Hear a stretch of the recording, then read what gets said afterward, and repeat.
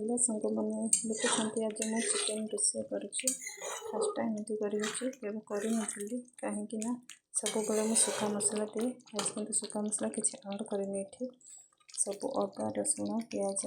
धनिया जीरा सब ग्राइंडिंग करुच्ची। प्रथम कड़े बसैली कड़े बसला सारे तेल पकईली तेल पकई सारापर दुटा तेजपत्र देली तेजपत्र दे सारे आउटे किसी कटा पिज थी पिज आड़ कली पिज हो सारापर गोटा होता मसला देली गोटा होता मसला देलापर किसी टमाटो आउटे देदेली टमाटो दे सारे सब किसी मसला गोटे जगह हो सारापर स्वाद अनुसार लुण टी देली से सारापर चिकेनटा देली